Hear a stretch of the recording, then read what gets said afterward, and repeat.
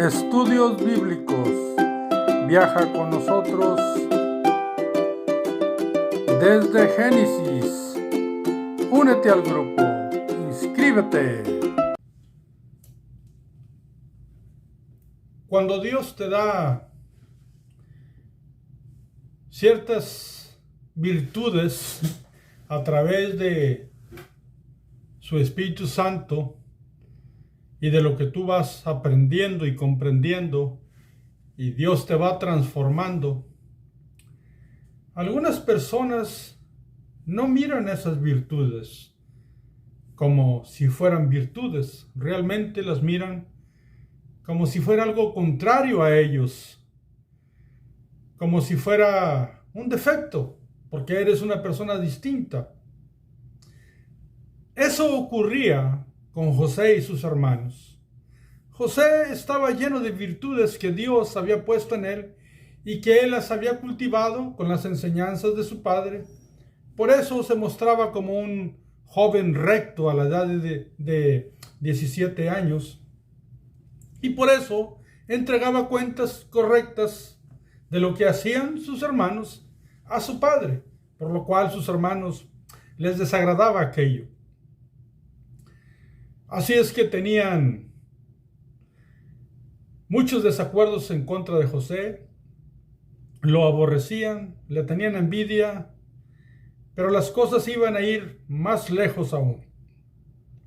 Llegó el día en que ellos andaban apacentando las ovejas lejos, allá en la ciudad de Siquem, y Jacob envió a José para mirar cómo estaban y también cómo estaba el ganado. Así es que José fue a buscarles. Y en este video, que es la segunda parte del capítulo 37 de Génesis, vamos a mirar cómo fue recibido por sus hermanos. Bienvenidos a Vida en la Verdad. Y hoy continuamos el estudio bíblico en el libro de Génesis, en el capítulo 37 de Génesis. En su segunda parte vamos a continuar en el versículo 18 y vayamos a la Biblia y miremos cómo sus hermanos recibieron a José. Estamos leyendo en la versión Reina Valera. Pues José fue a buscarlos y una vez que los encontró, se dirigía hacia ellos, y el versículo 18 dice: cuando ellos, hablando de los hermanos de José, cuando ellos lo vieron de lejos, antes que llegara cerca de ellos,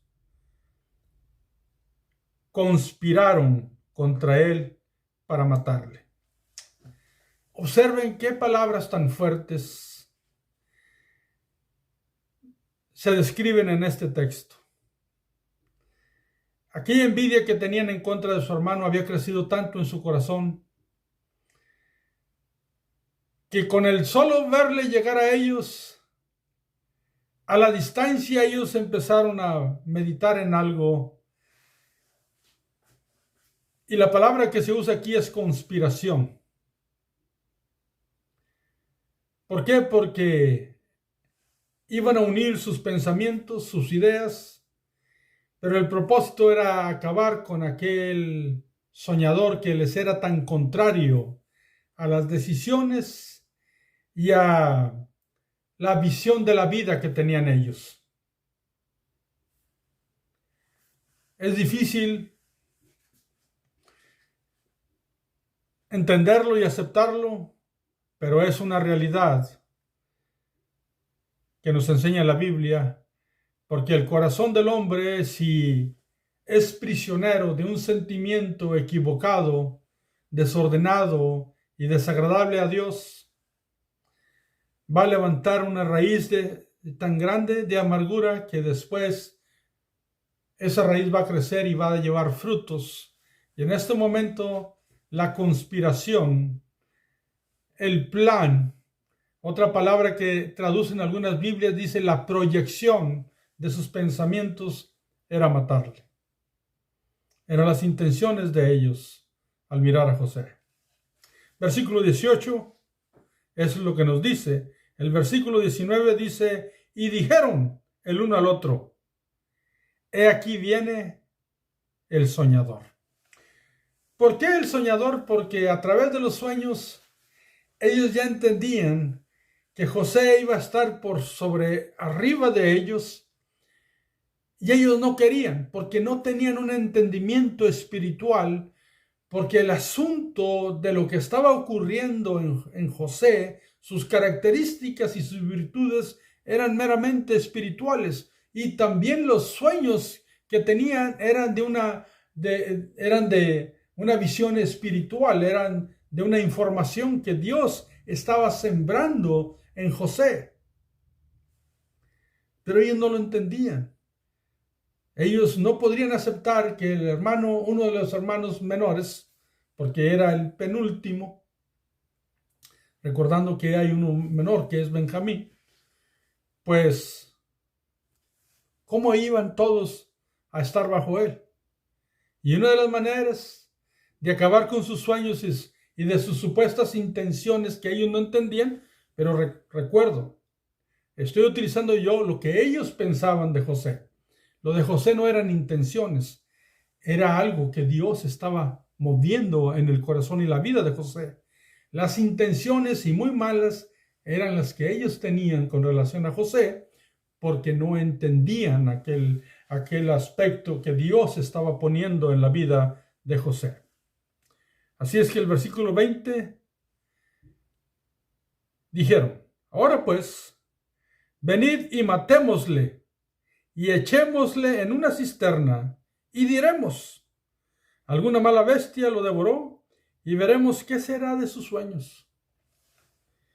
Bueno, el plan entre todos llevaba una proyección. Matarle, depositar su cuerpo en una cisterna o en un pozo, en aquel desierto, en aquel paraje, en aquel lugar, y decir a su padre que lo había devorado una bestia. Pero el asunto era acabar de alguna manera con los sueños de José.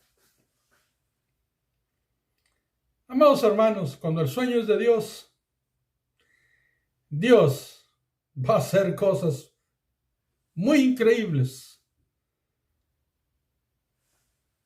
con su poder, con su palabra, con su decisión, y va a llevar a cabo lo que Él ha determinado en la eternidad y en su infinita sabiduría. Así es que lo que Dios determina, no va a haber quien lo pare. Y cuando alguien no quiere ser parte de ese plan, Dios tomará a alguien más, pero su plan lo llevará a cabo. Así es que ellos dijeron, vamos a ver qué pasa con esos sueños. Si se acaba el soñador, ciertamente los sueños iban a morir.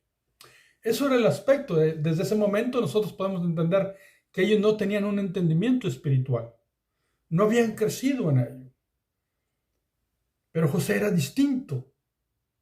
José, sus características, siendo tan jovencito, era de una madurez y de una rectitud que ellos no entendían. Versículo 21. Cuando Rubén oyó, Rubén es el hermano mayor, primer hijo nacido a Jacob de su esposa Lea, Rubén. Cuando Rubén oyó esto, lo libró de sus manos y dijo, no lo matemos. ¿Por qué? Porque estaban determinados a hacerlo. Pero aquí Rubén puede hacer esto. ¿Por qué? Porque en estas generaciones bíblicas y también en algunas culturas actuales, en una familia, cuando está ausente el padre, el hermano mayor es el que toma la autoridad. En este caso, Jacob está lejos en su casa y aquí están todos los hermanos, pero Rubén, siendo el mayor, tiene la autoridad de poder parar algo que está incorrecto, de tomar una decisión, y todos deben de someterse a esa decisión. Así es que lo que hizo Rubén fue algo bueno, pero no fue algo total. ¿Por qué? Porque el mismo Rubén les dice otra cosa en el versículo 22.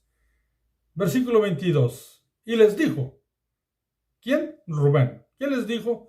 No derraméis sangre, echadlo en esta cisterna que está en el desierto, y no pongáis mano en él. Y dice, por librarlo de sus manos, para hacerlo volver a su padre. Bueno, él sí tomó la autoridad y los paró de que le hicieran daño, pero no lo hizo de una forma definitiva. Pudiera haberlo hecho. Más sin embargo, sí tenía la intención, Rubén, porque él tenía la responsabilidad de sus hermanos y tenía que llevarlos a todos sus hermanos a casa a salvo, porque él es el líder, es Rubén, el primogénito, él es el que tiene la autoridad sobre sus hermanos. Y él necesitaba que todos sus hermanos volvieran buenos y sanos a la casa con Jacob. Entonces, ¿qué les dijo? No lo maten. Pero también dijo, échenlo a una cisterna. Aunque él pensó dentro de él mismo, después pues lo saco y lo llevo a la casa de nuestro padre. Pero ni quiso hacer toda la ayuda para José. O sea, no paró todo el asunto en contra de José, que pudo haberlo hecho. Y fue parte también de una conspiración a medias, porque él permitió que lo echaran a una cisterna. ¿Qué hicieron ellos después de poner a José en una cisterna? Versículo 23. Sucedió, pues, que cuando llegó José a sus hermanos, ellos quitaron a José su túnica. ¿Por qué? Porque toda la conversación que ellos habían tenido era mientras José venía a la distancia hacia ellos. Ellos ya sabían que era José, ya habían visto que es José, y ellos tenían todo este tipo de conversaciones mientras José se acercaba a ellos. Cuando llegó José, pues le quitaron su túnica, la túnica de colores que tenía sobre sí, una túnica especial que su padre le había hecho, porque como era un joven distinguido, también Jacob le hizo una túnica que era que se podía identificar muy fácil porque era de colores. Le daba cierta distinción en su vestimenta a José. Pues se la quitaron sus hermanos. Versículo 24, y le tomaron y le echaron en la cisterna, pero la cisterna estaba vacía, no había en ella agua. Aquí no dice que José clamó o pidió ayuda, pero nosotros entendemos que cuando hay algo así, pues lógicamente hay cierto clamor por parte de José. Podemos muy acertadamente asumir de que así fue y que el muchacho en la cisterna pues estaba clamando para que lo sacaran. Pero ellos ¿qué hicieron? Pues no había agua, no se iba a ahogar. Ahí estaba, quizás llorando, quizás clamando.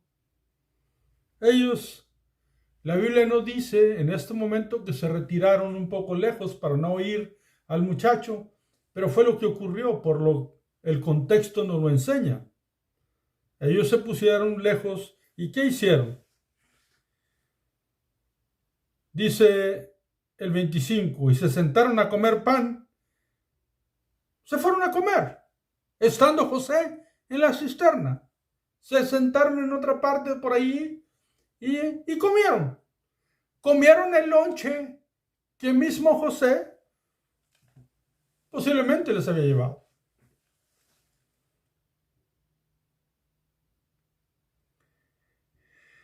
Se sentaron a comer pan y alzando los ojos miraron, he aquí una compañía de ismaelitas que venía de Galad, y sus camellos traían aromas, bálsamo y mirra, e iban a llevarlo a Egipto. Mientras que ellos estaban sentados a la distancia, miraron un grupo de ismaelitas. ¿Quiénes son los ismaelitas? Bueno, como yo lo hemos estudiado y la misma Biblia nos enseña, los ismaelitas venían de un hijo de Abraham que había tenido con Agar, la sierva de Sara, y que ya había crecido su pueblo y que eran mercaderes que hacían negocios desde Ur de los Caldeos hasta Egipto y que finalmente ocuparían las partes del monte cercano a Arabia y que sería Arabia después. Pues era un grupo de ellos y realmente eran familiares entonces de los hijos de Jacob. Los hijos de Jacob eran bisnietos de Abraham y aquellos ismaelitas pues quizás eran nietos o bisnietos de Abraham también. O sea que eran relativos por cuarta o tercera o cuarta generación. Y estos mercaderes iban pasando por ahí y los hermanos de José tuvieron la gran idea, especialmente Judá tuvo la gran idea, según él, de hacer algo distinto. Versículo 26 dice, entonces Judá dijo a sus hermanos, ¿qué provecho hay en que matemos a nuestro hermano y encubramos su muerte? O sea, él cambió de idea. Cuando miró a los ismaelitas, dijo, si matamos a nuestro hermano, ¿qué vamos a ganar? Pero no le estaba diciendo eso porque no quería deshacerse de su hermano, sino porque no iban a obtener ninguna ganancia. Entonces, ¿qué dijo? Versículo 27, dijo, venid y vendámosle a los ismaelitas, y no sea nuestra mano sobre él, porque él es nuestro hermano, nuestra propia carne. Y sus hermanos convinieron con él. O sea, la idea de Judá es, mejor vamos a venderle, obtenemos alguna ganancia, y así por lo menos no lo matamos, porque pues, es nuestro hermano, ¿para qué lo matamos? Mejor lo vendemos. El asunto es lo mismo. Es algo contrario a cualquier enseñanza de moral familiar en la Biblia y en todos los tiempos desde la creación. En el futuro, Dios va a decir específicamente que el tráfico de humanos es pecado delante de su presencia y que no debe de ser. Esta idea tuvo Judá, hermano de José, y sus hermanos convinieron con él. Les pareció una idea excelente. Pero ¿qué ocurrió? Mientras que ellos dialogaban sobre venderlo a los ismaelitas, aparece otro grupo de personas. Y dice el versículo 28, y cuando pasaban los madianitas, porque había otro grupo que se encuentra ahí, los madianitas. Dice que eran mercaderes. ¿Quiénes son los madianitas? Los madianitas también son descendientes de Abraham. Eran hijos o descendientes de un hijo de Abraham y Setura, que fue la última esposa de Abraham cuando murió Sara. Así es que estos también eran parientes o relativos a los hijos de Jacob, los madianitas. Y aquí ahora tenemos que están los hermanos de José, los ismaelitas que venían y los madianitas que por ahí iban pasando también. Pero los madianitas todos son familiares, quizás de tercera, cuarta o quinta generación, pero todos vienen de la misma raíz. Inclusive los ismaelitas tenían parentesco, recuerden, con Esaú, porque una hija de Ismael era esposa de Esaú. Repito el versículo 28. Y cuando pasaban los madianitas, mercaderes, sacaron ellos a José de la cisterna. Escuche bien. La Biblia dice que ellos fueron los que los sacaron. Los madianitas sacaron a José de la cisterna y le trajeron arriba. Y le vendieron a los ismaelitas por 20 piezas de plata y llevaron a José a Egipto. En este texto en ninguna parte dice que fueron los hijos de Jacob o los hermanos de José quienes los sacaron. Dice que fueron los madianitas. Es importante hacer énfasis en esto. ¿Por qué? Porque mucho se escucha que fueron los hijos de Jacob o los hermanos de José quienes los sacaron. Aquí indica que los que los sacaron fueron los madianitas. Y entre paréntesis hago el comentario que algunas Biblias, de alguna forma que tomaron decisiones ciertas personas de las editoriales y de los traductores, le agregaron allí que fue los hermanos de José los que lo sacaron. No es lo que dice en el original y no es lo que dice la Biblia que estamos leyendo. Entonces, son los madianitas, firmemente lo dice la Biblia, que fueron los que lo sacaron y los que lo vendieron a los ismaelitas por 20 piezas de plata. ¿Por qué sabemos esto? Como les decía, cuando ellos se pusieron a comer pan, ellos estaban retirados de la cisterna o del pozo donde estaba José, porque el versículo 29 dice, después Rubén volvió a la cisterna y no halló a José dentro y rasgó sus vestidos. O sea que Rubén estaba con sus hermanos. Entonces, cuando Rubén fue a buscar a José a la cisterna, José ya no estaba. Y dice el versículo 30 que volvió a sus hermanos y dijo, el joven no parece, no está en la cisterna. ¿Y yo a dónde iré? ¿Qué le voy a decir a mi padre? Es lo que dice él en el versículo 30. Entonces aquí podemos entender que ellos realmente no fueron ni los que los sacaron ni los que los vendieron, pero sí eran los que habían tenido todo el proyecto y toda la intención en su corazón y en su mente. En la historia de la Biblia y en la historia de todos, haz de cuenta que se hizo por ellos. Así lo va a marcar, así se va a decidir en la historia, porque ellos tuvieron toda la proyección, toda la intención, toda la conspiración, y se les cuenta como un pecado que hicieron en base a envidia a su hermano. Pero literalmente son los madianitas los que sacan al hombre, a José, y lo venden a los ismaelitas. Y cuando Rubén va y busca a su hermano ya no está. Y va y les avisa a sus hermanos, no aparece José. ¿Y qué le voy a decir a mi padre con relación a esto?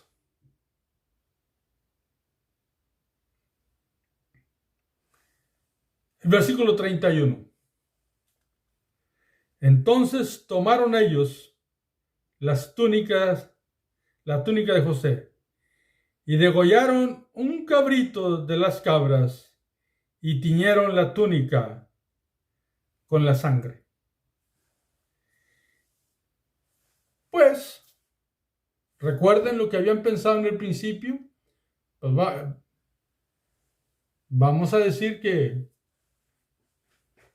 alguna bestia lo mató.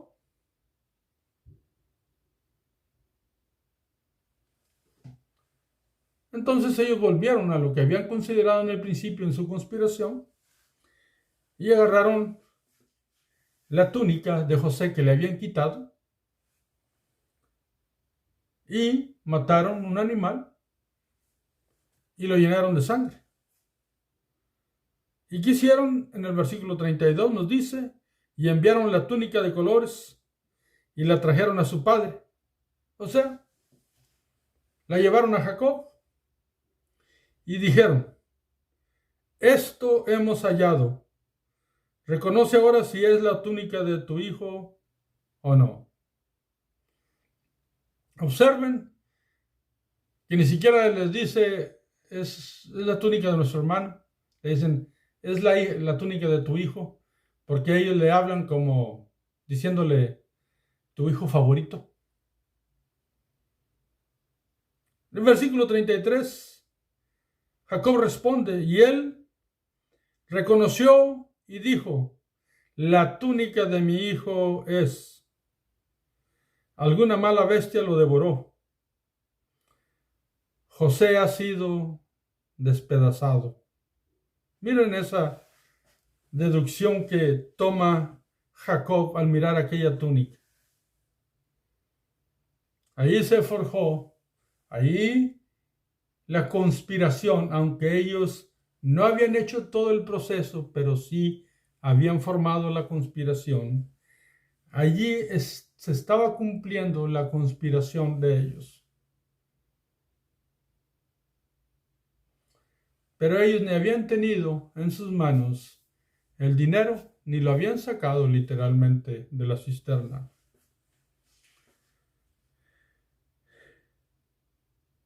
Versículo 34. Entonces Jacob rasgó sus vestidos y puso cilicio sobre sus lomos y guardó luto por su hijo muchos días.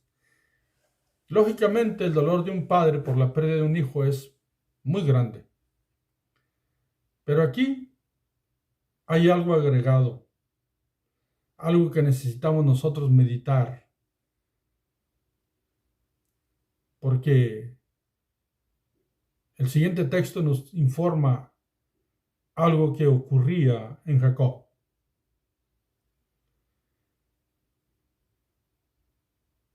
El versículo 35 dice, se levantaron todos sus hijos y todas sus hijas para consolarlo, mas él no quiso recibir consuelo. Observen, no quiso recibir consuelo. ¿Por qué? Esto fue lo que dijo Jacob. Descenderé enlutado a mi hijo hasta el Seol. Y lo lloró su padre. ¿Por qué dijo eso Jacob? En ese momento, el sufrimiento de Jacob va más allá. Si hubiera sido otro de sus hijos, igual hubiera sufrido, pero aquí había un sufrimiento agregado. ¿Por qué? Porque Jacob había puesto su visión con relación a la promesa en José. Él sabía que había algo especial en José.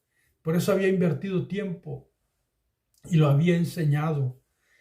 Y la confianza que le tenía y que cómo José correspondía a esa confianza, él sabía que José tenía características especiales, dones, talentos especiales de Dios en su vida. Ese era su dolor más grande. Sus hijos, el resto de sus hijos, no habían presentado una característica tan especial, espiritualmente hablando, como la de José. ¿Qué iba a ocurrir ahora con aquella promesa que debía de seguir? Que venía desde Abraham, Isaac, y que ahora tenía Jacob, y que él en su mente sabía que José era el indicado para el siguiente proceso de la historia con relación a la promesa.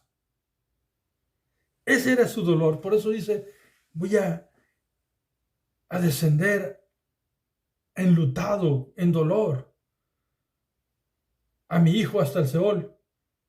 Y lo lloró su padre. Es una pérdida que la voy a sentir toda la vida. No hay manera de qué es lo que va a ocurrir.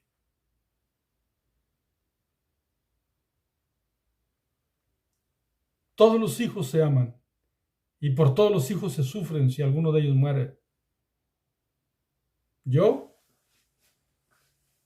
honestamente, no he perdido a ninguno, pero conozco a padres que han perdido a hijos. Pero cuando hay un hijo que Dios lo ha tomado, que Dios ha mostrado sus virtudes en él. Su pérdida es la bendición. Si él muere, mueren con él bendiciones, proyecciones de Dios. Y Jacob, en ese momento y en su dolor, no miraba sino aquella túnica ensangrentada que le decía que José ya no vivía más. ¿Cómo iba a recuperar aquello? Él iba a vivir sufriendo día con día aquella pérdida.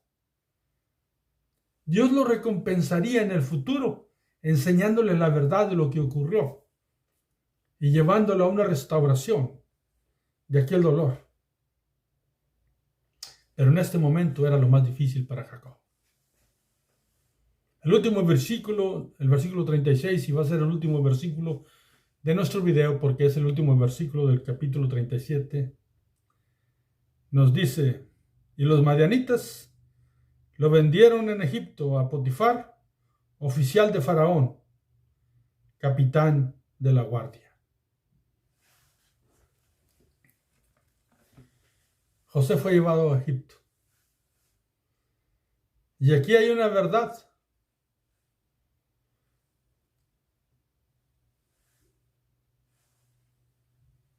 Jacob,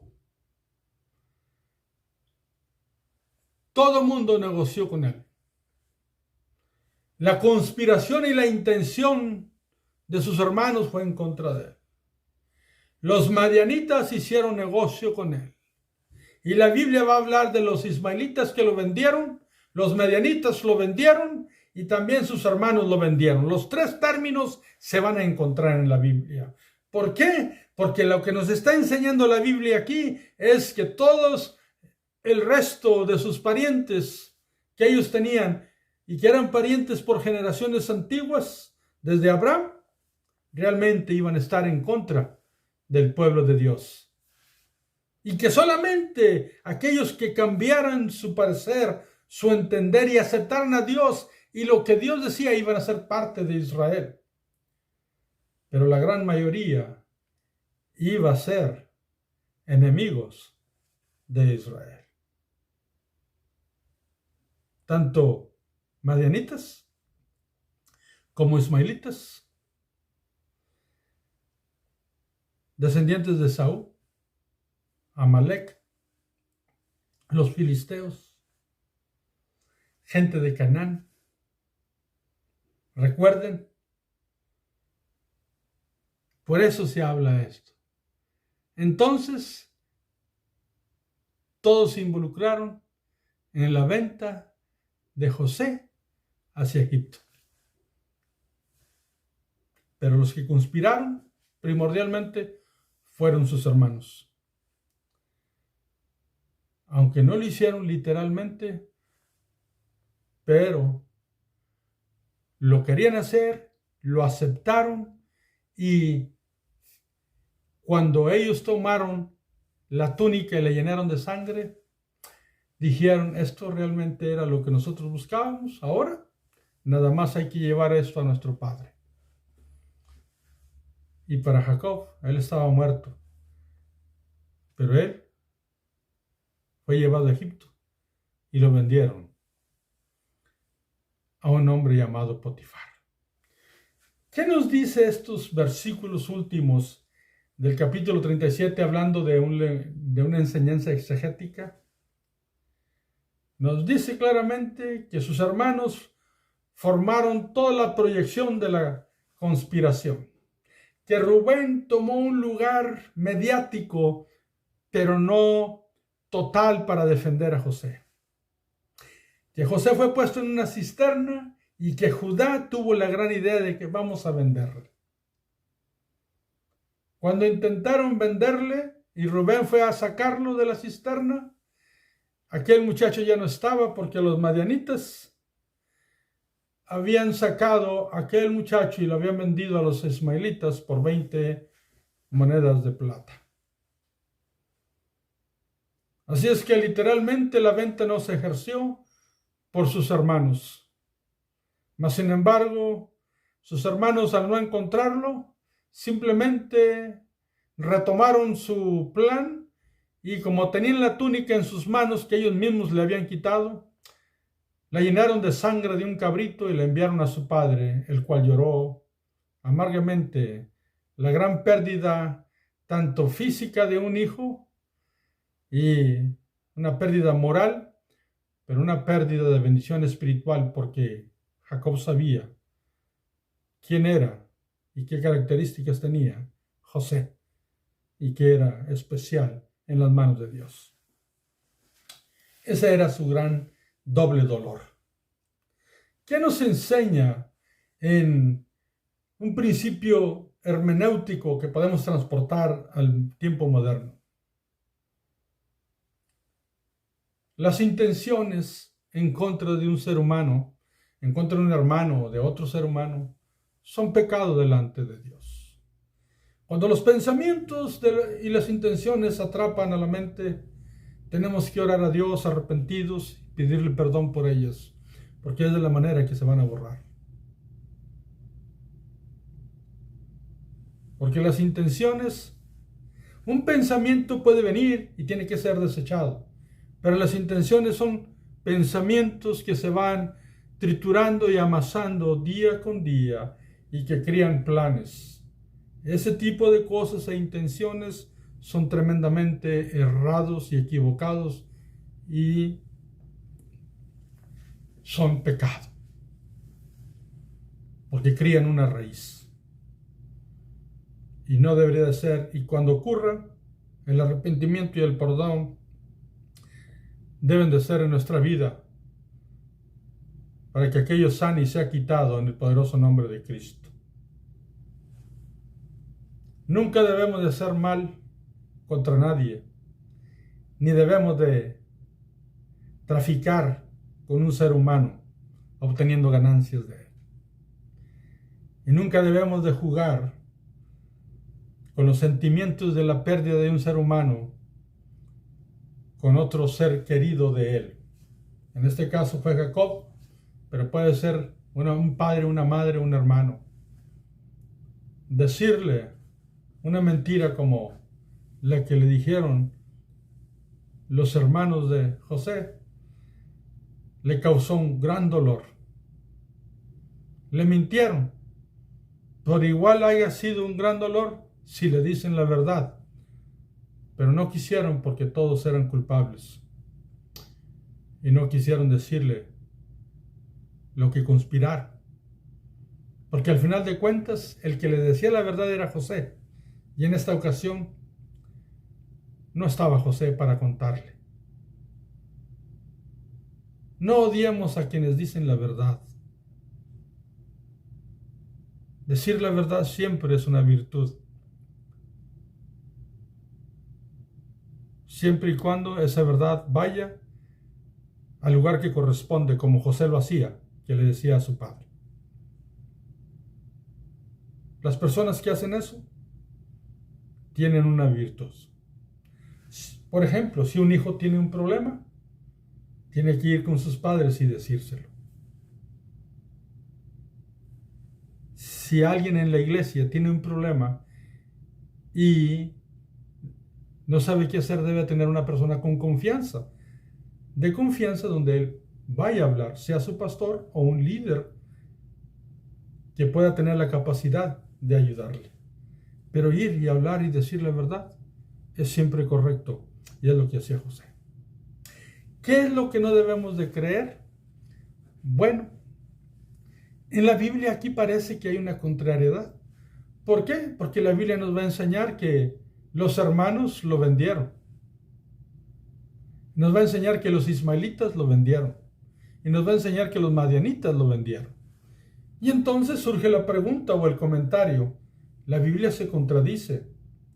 O nos dice, nos confunde porque dice que tres diferentes personas lo vendieron. Y los tres razonamientos se encuentran en la Biblia. ¿Por qué?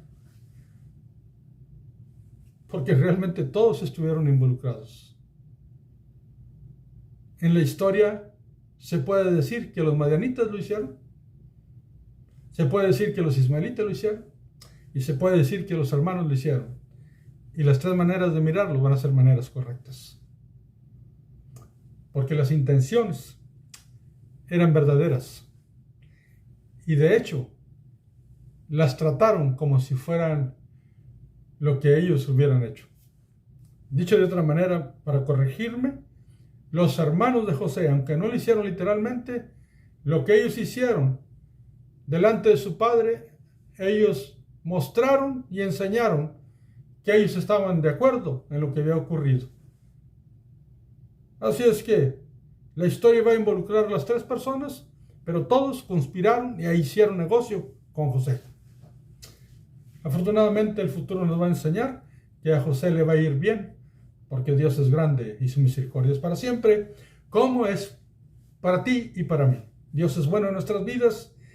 Nosotros debemos de corregir aquellas cosas que son erradas en nuestra vida y no desear ningún mal a nadie. Por lo contrario, entender la vida y amarnos, soportándonos unos a otros, y que la bendición de Dios sea sobre cada uno de nosotros. Que Dios bendiga tu vida, tu familia, tus hijos, tu entrar y tu salir. Y yo te espero para seguir el estudio de la Biblia en Génesis. Hasta el próximo video.